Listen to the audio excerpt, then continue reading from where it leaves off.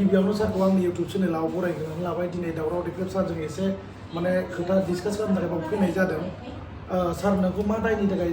जोबथेसालियाव जोबनानै दोनामोन आरो दिनै जेलनिफ्राय उदां जानानै गोसोआव माबायदि मोनदों आरो रायजो राजाफोरनो माबायदि मेसेज होनो सानो? आंखौ जेलाव जोबनायनि खारना जाहैबाय आं सासे भारत हादरनि बेरेखा जुद्ध नांनो ओंखारनाय अस्त्र शस्त्र बुथुमग्रा ओमफ्राय उग्रबादि संगठन दानो नागिरग्रा बेबायदि माने केस लगायनानै आंखौ जोबथेसालियाव जोबनानै दोननाय जादों। दा बे जिनिसा मिनिथावा बोराबथाव राव जाबाय बियो। दा जोंखौ दुनियानि मानसिया मिथिगौ, बर' आइ आफाफ्रा मिथिगौ। आं साधारन माने समाजकर्मि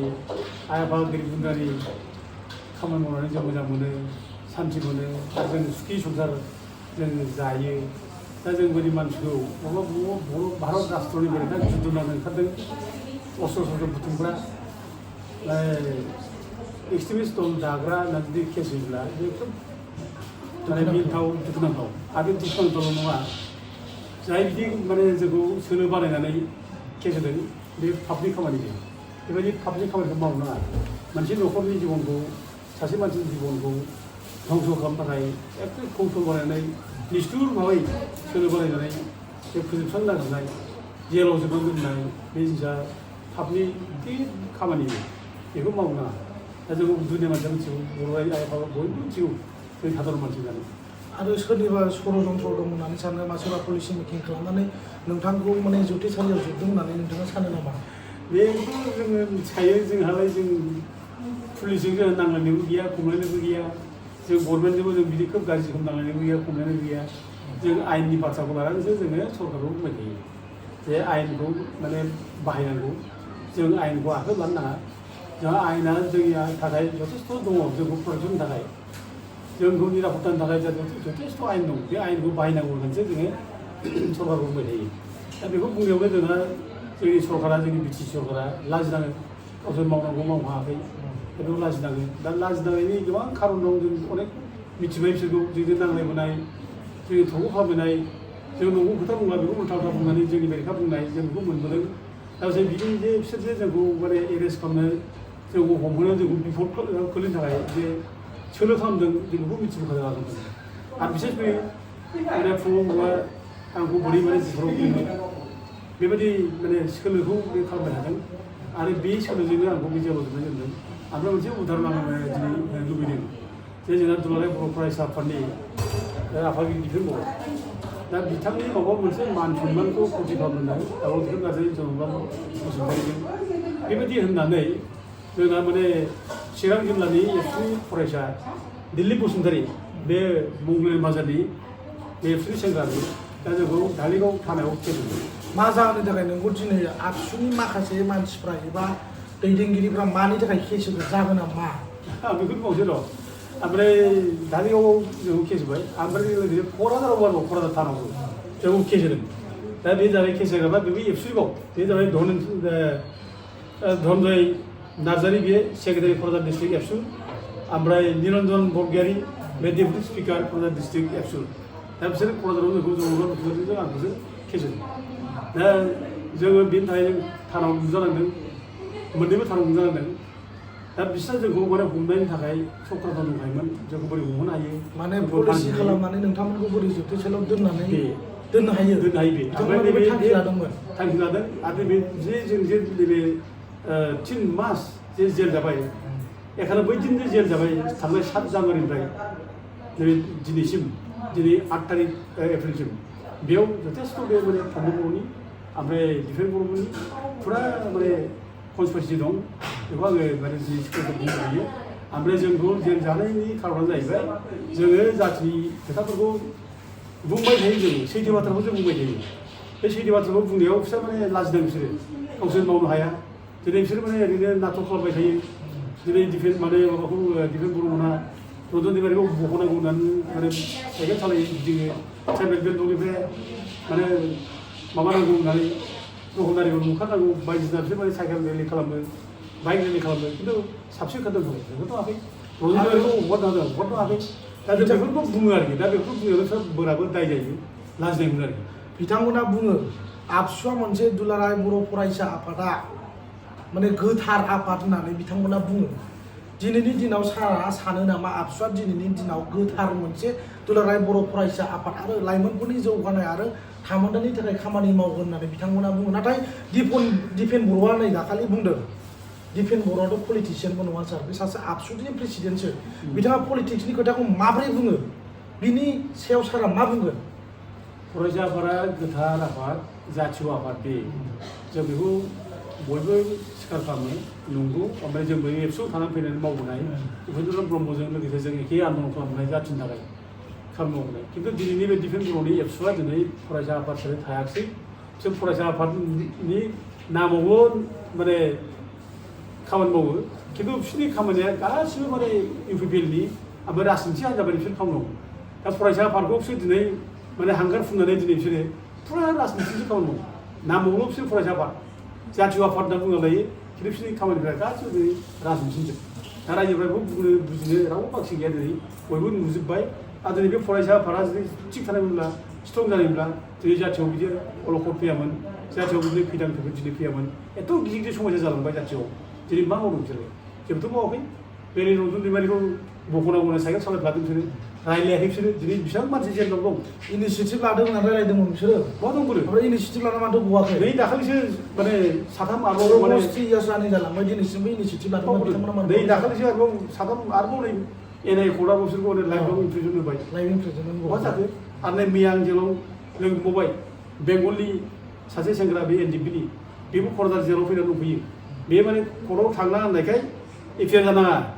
ओरैनो जेलनिफ्राय गजोबसिगोन केसाव जासिगोन थांना होननानै बुंनो हाबाय बिसोरनि इउपिपिएल नेताफ्रा जेरै इयमोनहा रन्जित माने बसुमतारिमोन गबिन्द बसुमतारी बुंनो हाबाय थाङासै बिसोरा दा नै कर्टआथ' बेखौ मानियाखिसै दा वारेन्ट जाबाय दा वारेन्ट जानानै जों एरेस्ट जाबावबाय दा बिदि जागासिनो दं दिनै दा नोंखौ दि बेबायदि पलिसि मेकिं खालामनानै दिनै बेबायदि जोबथेसालियाव जोबनानै दोनदों उइदाउट एनि रिजन आरो फैबाय थानाय समाव बिदिनो सोरबा मानसिफोरखौ एबा जोंनि दैदेनगिरिफोरखौ पलिसि मेकिं खालामनानै माखासे खायदा खालामनानै बिथांमोना जोबथेसालियाव जोबबावगोन नामा नोंनाव बिदि माबा मोनसे साननाय दं नामा आरोथ' नंखागौ जाहोगोन बिसोर जोंखौसो सत्तु सानो लायो दा जाय जाथिनि खामानि मावो बिसोर बिराद गिदिर सत्तुसिन थाखाय जाथिनि खामानि मावग्राफ्रा बिराद गिदिर मान सन्मान मोनोना दा बे जाथिनि सन्मान मोननायखौ लानानै बिसोर हेदाक जायो खर' सायो लाजिनाय मोनो दा बिसोर दाबायो बोरैहाय बिसोरखौ बोरै बिसोरनि गाज्रि गाज्रि बेरेखा बोरै बुंनो हायो दा बिसोर नाजायो दा जों दावराव देख्रेब नाजानाय बेरेखा बिसोर अनेक प्रपागान्दा खालामदों माने नबसुरियानि केस होनाय नामाव थाखा खानानै जादों थगायदों बायदि नांलाबायदों आरो बिसोरो नङैनि बाथ्रा बुंदों अर'जों दायथ'आ बिसोरनिमोन नबसुरियानि बेरेखा केस होनांगौ सोरनि हलाय बे जातीय आफाद फरायसा आफाद सोर होनांगौ सोर होनांगौ सोर हलाय दिनै देख देख नुबाय नोङो एखेबारे नोंनि ट्राइबेल रिजार्भ समष्टिनिफ्राय नोङो ट्राइबेल नङै मानसिया सार्टिफिकेट लानानै एमपि जाहैबाय एमपि जानानै बर'नि बेरेखा बुंगासिनो दं बेखौ काउन्टार फंसेयाव होआ एबसुआ दिपेन बर'फ्रा जेबो बुङा लोगोसो जायो बिसोरजों दा नों दिनै बेखौ जों केस होयोब्ला आरो जोंखौसो दाय होयो आरोखि बे माने अना बर'फोरजों माने भुल बुजाबनाय लाबोसिगोन दावराव देख्रेब बाथ्राया जोंनि बेरेखासो माने प्रपागान्दा खालामो थाखा जादों बायदिसिना लाबोयो जोंखौ सहाय होनांगोन होआखै दा दिनै मा जाखो रायजोफ्रा गाज्रि मोनो बिसोरखौ मानो केस होआखै दाथ' नै दाखालि जेब्लानाखि हाइकर्टआ आरोबाव अर्डार होबाय जे माने नबसुरियानि सार्टिफिकेटआ इमिडियेट बेखौ माने केन्सेल खालामनांगौ थाबनो दाथ' नै प्रसेसा फैबाय बेथ' दिनै नबसुरिया केस जेनबाय दिनै बेयो आरो एमएलए जादोंमोन एमपि जानो मोनला एमपि जानाय हाला बे दा बेयो जे सार्टिफिकेटआ दानजाब्लानो बियो बिनि एमपिआ थांनाय लोगो लोगोनो बिनि जेसेबां बेथन जानाय आरो सार बिदिबा माने एमपि डिउरिं दा एमपि जानाय टाइमाव जेसेबां प्रपार्टि थाखा फैसा बिथाङा इनकाम खालामनो हादोंमोन जुदि केसा जुदि बियो जेनखाबाय अलरेडि होमबा बिथाङा दाथ' हमजानाय लामायाव बेथ' माबा होनगोन बे मोनसे केस ल' दंखायो माने मोनसे केस ल' दं सत्र सरला बिजय रामा राजु भार्सेस निमाखा जया राजु बेयाव सत्र सरला बिजय रामा राजुआ निमाखा जया राजुनि एगेन्स्टै केस होदों निमाखा जया राजुआ ट्राइबेल नङा बे ट्राइबेल सार्टिफिकेट लानानै केस होदों ओमफ्राय बे मन्थ्रि जादों बियो दा बे नबसुरियाजों जों जेरै जादों बे सेम एक्जाक्टलि दा उनाव सत्र सरला बिजय रामा राजुआ केसआव देरहानाय लोगो लोगो उनाव बेखौ क्रिमिनेल केस होदों निमाखा जया राजुखौ क्रिमिनेल केसनि उनाव बेसेबां बेथन जादोंमोन गावनि एमपि एमएलए जानायाव मन्थ्रि जानायाव बेथन जानाय बिनि बेनिफिट लानाय सरकारनि बेखौ गासिबो रिटार्न खालामजोबनांगौ दा जोंना थद्रुब बे सेम केस नबसुरिया बे जागोन बे बारग'नाय नङा आरो जों बेखौ माने क्रिमिनेल केस होनानै बिनि जेसेबां माने सरकारखौ थगायनानै बेथन जादोंमोन बेखौ रिफान्ड खालामजासो जों गासिबो होफिनजोबनांगोन होफिनजोबनांगोन होनोब्ला बावथारला टाइमा बावला जों बेथ' दा एसे प्रसेस जानो थाखाय टाइम लादों जानो हागौ हयथ' कमप्लिट प्रसेस जानो थाखाय टाइम लागोन मास मोनसे टाइम नांनो हागौ बा मास मोननै टाइम नांगौ जेबो नङा जों बेखौ नेगोन खिन्थु बे मानसिनि गेजेरावनो बिनि एमपिआ दानजानोसै आरो बे क्रिमिनेल प्रसिडिंआव बे एफियार जानांगोन ओमफ्राय बिनि बेथन जानानै गासिबो रिफान्ड खालामनांगोन जों गोजोन बाथ्रा बे सारा माने जेलाव थानानै गोसोखौ एसे इनकारेज जानायसो मोनदों ना थुलुंगानाय मोनदों जेलाव थानानै बिराद मोजां मोनदों आं जेलाव थांनानै गाज्रि मोनाखै जे बे 63 बैसोआव जे आं जेल जाहैबाय बिना दसाव दाय गैया रायजोनि जाथि खामानि मावनानै हारिनि खामानि मावनानै दा माने गोबां माखासे मानसिफ्रा आबसु दैदेनगिरि आरो नेताफ्रा बुंदोंमोन दावराव देख्रेबा बर' जाथिनि गेजेराव एबा जोंनि ससाइटियाव माने गावजों गाव कनफ्लिक्ट कनस्पाइरेसि कन्ट्रभार्सि जानायखौ लुबैयो जेरै नामा दावराव खालामनायखौल' मोजां मोनो होननानै बेबायदि गोबां माने एलिगेसन लाबोदोंमोन बिनि सायाव मा बुंगोन बिसोरो आंखौ स्पेसियेलि बदनाम बोरै खालामनानै बोरै थन्थ्र'नो हायो दा बिसोर लुबैदों बेबो बिसोरनि अंख'आ ओमफ्राय लोगोसे जाहाथे इउपिपिएल सरकारखौ जाहाथे जों जेबो बुङा बेखौ बिसोर लुबैदों माने सिगिनानै दोननाय सिगिनाय बिदि खालामनो लुबैनानै जोंखौ माने दावराव दावसि खालामबाय थायो बायदि होननाय जों बिदिनो दावराव दावसि खालामग्रा नङा जोङो लिगेल खोथाखौ जों बुंबाय थायो बर' जाथिनो जोंहा जथेस्थ' जोंनि प्रटेक्सननि थाखाय आयेन दं बे आयेनखौ बाहायनांगौ जों बेखौथ' बुंबाय थायो आयेननि बेरेखा जों खुनुदिन बुङा आयेननि बेरेखा हाबा दामाव आयेना जोंनि थाखाय दङ जों बेखौ इमप्लिमेन्ट खालामनांगौ आयेनखौ आखाइ जाला जों बेखौ बुंगासिनो दं दिनै बुंथ'बा जर'जाथि संसार होननानै दावराव दावसि नाजारि मोना मोननै इस्यु देरसिन इस्यु जों मावदों दिनै देरसिन इस्यु जाबाय मोनसे जाबाय लेन्ड प्रब्लेम लेन्ड इस्युआ देरसिन इस्यु एक दङ ओमफ्राय सेकेन्डआ जाबाय रिजार्भेसन दा दिनै बे मोननै इस्युखौ जों नाङै लेन्ड इस्युआवबो जों देरहानाय फैबाय दा दिनै हाइकर्टआबो अर्डार होबाय बे ट्राइबेल बेल्टआव जेसेबां इलिगेल हामान दं जों इलेकसन खालामनांगौ अर्डार होबाय बेसेबां जों देरहानाय आरो लोगोसे दिनै बे रिजार्भेसन दिनै नों एनपिसि नांजा फाननानै जाबाय दा दिनै प्रमद बर'मोना फाननानै जाबाय उल्था ब्रह्ममोना फाननानै जाबाय बिसोर माने दमसरजों बेरेखाय केस होनांगौ होआखिसै दिफेन बर'मोना फाननानै जाबाय बिसोर जेबो बुङाखिसै दा जों केस होग्राखौसो दिनै माने दाय होबाय थाबाय दा दिनै जों जुजिनानै मोननै इस्युआव जों देरहाबाय दिनै दमसरनि केसआवबो जों देरहाबाय ओमफ्राय लोगोसे ट्राइबेल बेल्टनि हा बेखौ जों देरहाबाय बे जोंनि थाखाय बिराद देरगानाय बाथ्रा बिराद खुसि बाथ्रा दा जेलाव थांनानै आं एखुनु दुखु जायाखै बिराद मोजां मोनो जेलाव थांनानै आं जेलाव खबर मोनहैदों बे माबाखौनो केस देरहानायखौ बिराद खुसि आंल' नङा जेराव इसेबां बर'फोर दं एनडिपिनि मानसिफोर गोबां दं आलाय सिलाय बिसोर जेल जागोना दं सोरबा 8 बोसोर सोरबा 9 बोसोर जेल जानानै दं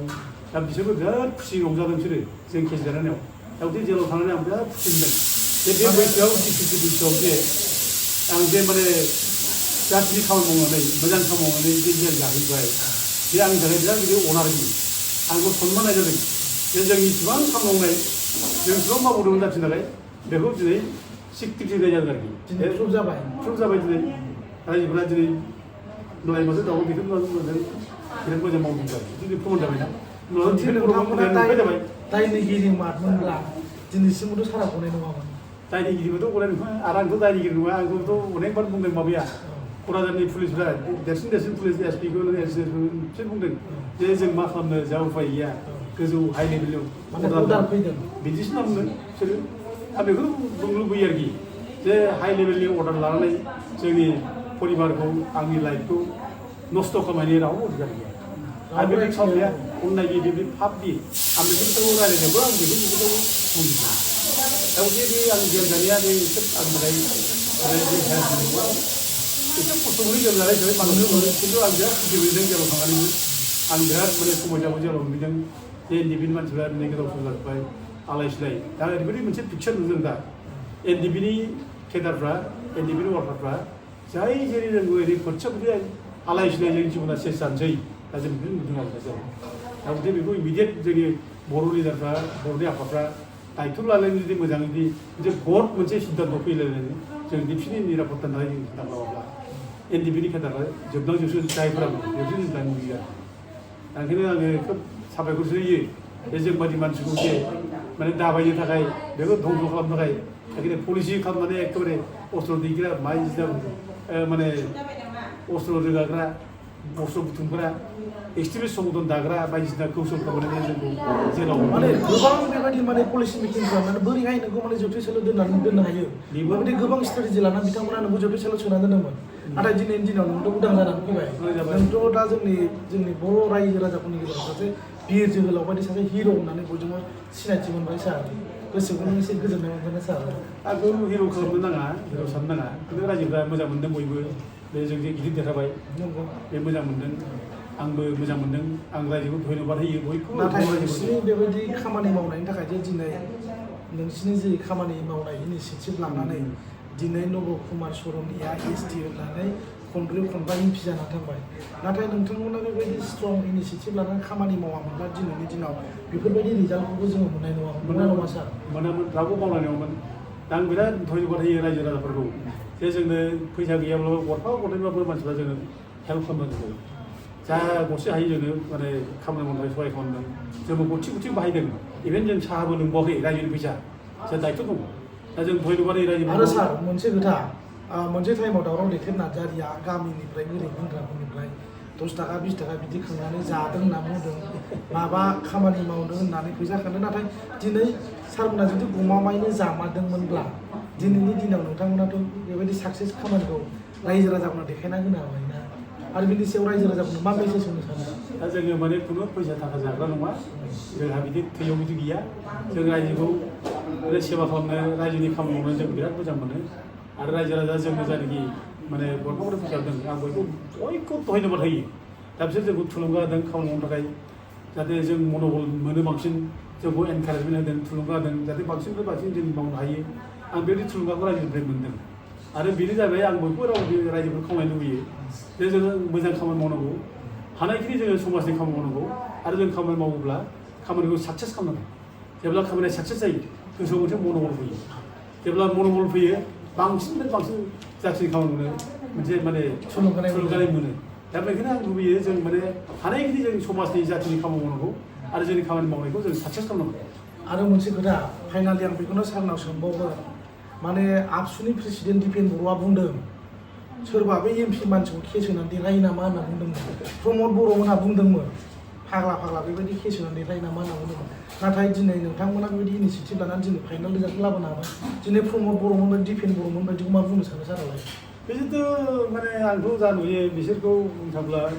सर्ट लेंगुवेजजों बिसोरो फायखारि बायदि खामानि मावदों फायखारि बायदि माने खामानि मावदों एबसुखौ माने प्रमद बर'आ फायखारि बाहायबोदों आरो दिपेन बर'आबो सेम माने एबसुखौ माने फायखारि हिसाबै बे माने दैदेनगासिनो दं देवानि खालामगासिनो दं राजनितिक देवानि बेबायदि मावगासिनो दं दा मोनसे माने बिसोर माने थानायाव जाथिया खुनु उपकार जाया जाथि समस्या समाधान जाया दिनै बिसोरनो मावनांगौमोन बिसोरनि समस्याखौ समाधान खालामनो थाखाय नाजानांगौमोन एफा गिदिर माने समस्या बि नोङो सासे माने नायल' मोनसेल' सिट MP बेखौ नों खोमानानै लानाया मालायनियाव हगारना होनाया मालायनियाव फाननानै जानाया नोङो बिराद गिदिर जाथिखौ थगायनाय जादों बिट्रि खालामनाय जादों फोथायखेब खालामनाय जादों बे क्राइम बे जाथिखौ क्राइम खालामनाय जादों बे गोरिब गुन्द्राखौ नों फोथायखेब खालामनाय जादों दा दिनै दिपेन बर'मोनहा रेसपन्सिबोल दिनै माने उदावग्रा ब्रह्ममोनहा रेसपन्सिबोल दिनै प्रमद बर'मोनहा रेसपन्सिबोल बिसोर बारग'योब्ला जेनारेसनावसो सोंगोन नोंसोर बबाव थैनानै दे नोंसोर मा खालामासैलाय बे दिनै माने एफा गिदिर नोङो जाथियाव नोंनि नायबाजाव MP जाय MPखौ जोङो देरहाहोनानै लकसभायाव जों खोथा बुंनो हायो आयेन बानायनाय जायगायाव जों मानसि फाथायनो हायो बे जायगायाव नों सत्रुखौनो फाथायहरबाय नोङो बेरेखा मोनसे खोथा बुङाखै मानो बुङाखै प्रमद बर'खौ कुइसन खालाम दिपेन बर'खौ कुइसन खालामगोन दिपेन बर'आव मोनसे मा मावो मा खालाम कुइसन खालामगोन उल्था उल्था ब्रह्म नों माबा खालामाखै कुइसन खालामगोन बे रोखा आयेनाव दंखाथारो आयेननि बाथ्राखौ दा मोनसे दिनै रायजोफ्रा दिनैबो कुइसन खालामगासिनो दं जे जोंखौ धन्यबाद होनायजों लोगोसे जोंखौ साबायखर होनायजों लोगोसे जों जे जाथिनि थाखाय मावबाय जों जे देरहानाय मोनबाय जोंखौ बिराद फुर्ति मोनजानाय रंजानाय लाबोनायजों लोगोसे बिसोरनो प्रश्न खालामदों बिसोर मा खालामाखै बिसोर मानो मावाखै बे दिनै प्रश्नआव फैदों आरो डेफिनेटलि खालामगोन आरो जों खालामनांगौ दा जोंनि समस्याखौ समाधान खालामनोब्ला बर' हारिनि जेंनाफोरखौ जों सुस्रांनोब्ला जों दिनै प्रश्न खालामनांगोन गासिबो बिथिंखौ जों प्रश्न खालामनांगौ बुंनांगौ लिडारफ्रा माबा मावदोंब्ला बेखौ प्रश्न खालामनांगौ दा दिनै प्रमद बर'मोनहा उल्टां फाल्टां सानफ्रामबो थगायबाय थायो बिसोरनि खामानियानो थगायनायल' जेरावखि थाङा मिसा खोथा बुङो दा बिदि जुदि जायोब्ला जाथिया बोरै उल्था जानांगौ जाथिया बोरै मोजां जानांगौ आरो दिपेन बर'मोनहा दिनै प्रमद बर'मोनखौ दिनै माने माबानो थाखाय मा होनो बासायनो थाखाय बिसोर बिफोराव गैया बिसोर हुंखा सुंगिरि जानानै बिसोरबो बिसा खोथा बुंग्रा बिसोरबो बे दिपेन बर'मोनहाबो जाथिनि सेन्टिमेन्टखौ लानानै एबसुनि गोथार आफादखौ लानानै बिसोरो खामानि मावो जाथिनि आफाद जाथिनि खामानिखौ मावो बिसोर मावाब्ला दिनै एबे उफिफिन जानानैसो बिसोरो दिनै फङाव बर' जानानैसो बिसोर मावबाय दं बुंखायो बिदिबा माने सार आबसु मावनो हायैखौ प्रमद बर'आ मावो प्रमद बर' मावनो हायैखौ आबसु मावो सेम नङा पइन्ट होमबा बिसोर एखे ओमफ्राय बिथांमोना जेबो डिफारेन्स गैया होनना बुङो दा नंगौ डिफारेन्स गैया बिसोर बेखौ बुंला बिसोर लाजियो औ दा गोथार फरायसा आफादखौ बदनाम खालामदों औ गोथार फरायसा आफादनि बेरेखा बुंदों होनना बुंलांगोन बिसोरो खिन्थु दिनैनि दिनाव आबसुखौ बयबो मानियो सार मोनसे गोथार आफाद होननानै बयबो मानियो नङा होमबा सार दा बयबो आफाद नाथाय मानियो। बिथांमोना दिनै आबसुखौ पलिटिकेलाइज खालामदों फरायसा आफादखौ रावबो दिनैसिम गाज्रि नङा फरायसा आफादखौ नांगौ फरायसा आफादा जातीय आफाद बे जाथि सिनस्रि खिन्थु नेताफ्रा माने देवनि खालामो नेताफ्रा मानो थगायो फैलाय नेताफ्रा माने जाथिनि इसुजों माने सम्पर्क गैया माने दफा दफा खोथा बुंफैलाय बिसा खोथा मानो बुंफैलाय दा दिनै प्रश्न खालामो डिफेन्ड बर'मोन नोङो बे बिटिसि बाउन्डारि माने दानख'नाय गामि जेब्ला नागिरो बे सापर्ट खालामो बियो गामि दानख'नांगौ माखासे माने गामि बर' गामि हाबसोनानै दं बिसोर दानख'यैनि थाखाय दिनै डिफेन्ड माने माबाया मा होनो नब संगिया देरहालांदों बे बाथ्राखौ बुंदों बियो आरो माने बे देरहानो थाखायनो दिनै माने जोंनि ट्राइबेल रिजार्भसो जोंहा खोमा लादों बे गामि दानख'यैनि थाखायनो बे मोनसे गामिखौ दानख'नांगौ बे बिखौ बर'आ बुङो आरोखि अथ'सो बेनि सार्टिफिकेट होनाय भुल जादों बेखौ बुङाखै